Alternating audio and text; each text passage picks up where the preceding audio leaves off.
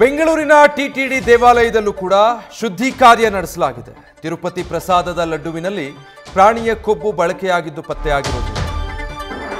ಈಗಾಗಲೇ ತಿರುಮಲದಲ್ಲಿ ಶಾಂತಿ ಹೋಮದ ಮೂಲಕ ಶುದ್ಧೀಕರಣ ನಡೆಸಲಾಗಿದೆ.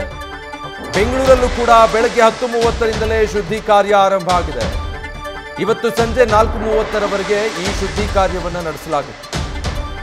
ಸಂಜೆ 6:30ರ ಬಳಿಕ ಎಂದಿನಂತೆ ಭಕ್ತರಿಗೆ ದರ್ಶನಕ್ಕೆ ವ್ಯವಸ್ಥೆ ಮಾಡಿದ್ದಾರೆ. ನಿನ್ನೆ ಮೂಲ ತಿರುಪತಿ ತಿರುಮಲ ದೇವಸ್ಥಾನದಲ್ಲಿ ಶುದ್ಧಿ ಕಾರ್ಯ ಕೈಗೊಳ್ಳಲಾಯಿತು. ಬೆಂಗಳೂರಿನ ದೇವಸ್ಥಾನದಲ್ಲೂ ಕೂಡ ಈಗ ಶುದ್ಧೀಕರಣ ಕಾರ್ಯವನ್ನು ಇವತ್ತು ಆರಂಭಿಸಿದ್ದಾರೆ. ಸುಮಾರು ಬೆಳಗ್ಗೆ 10:30ರ ಸುಮಾರಿಗೆ ಶುದ್ಧಿ ಕಾರ್ಯ ಆರಂಭಿಸಿದ್ದಾರೆ.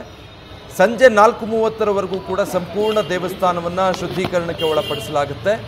ಸಂಜೆ ನಂತರ ಅಂದರೆ 6:30ರ ಬಳಿಕ ಮತ್ತೆ ಭಕ್ತರಿಗೆ ದರ್ಶನಕ್ಕೆ ವ್ಯವಸ್ಥೆ ಮಾಡಿಕೊಡೋದು ಅಂತ. ಅಲ್ಲಿವರೆಗೂ ಕೂಡ ಭಕ್ತರಿಗೆ ಇವತ್ತು ದರ್ಶನಕ್ಕೆ ಸಂಜೆ 6:30ರವರೆಗೆ ಅವಕಾಶ ಇಲ್ಲ. ಯಾಕಂದರೆ ಬೆಳಗ್ಗೆ 10:30ರಿಂದ ಸಂಜೆ 4:30ರವರೆಗೂ ಕೂಡ ದೇವಸ್ಥಾನದ ಶುದ್ಧಿ ಕಾರ್ಯಕ್ಕೆ ದೇವಸ್ಥಾನದ ಆಡಳಿತ ಮಂಡಳಿ ಮುಂದಾಗಿರೋದ್ರಿಂದ ಯಾವುದೇ ರೀತಿ ಭಕ್ತರಿಗೆ ಅವಕಾಶ ಇರೋದಿಲ್ಲ. ಸಂಪೂರ್ಣವಾಗಿ ಶುದ್ಧಿ ಕಾರ್ಯ ನೆರವೇರಿದ ನಂತರ 6:30ರ ಮೇಲೆ ಭಕ್ತಾದಿಗಳಿಗೆ ದರ್ಶನಕ್ಕೆ ವ್ಯವಸ್ಥೆಯನ್ನು ಮಾಡಿಕೊಡಲಾಗುತ್ತೆ.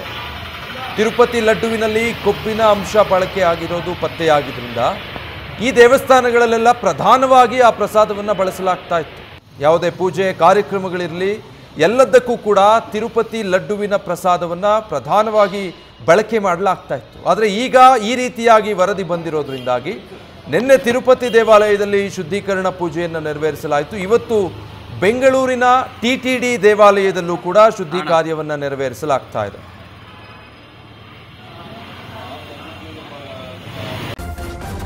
ನ್ಯೂಸ್ ಫಸ್ಟ್ ನಿರ್ಭೀತಿಯಿಂದ ನಿಮ್ಮ ಪರವಾಗಿ.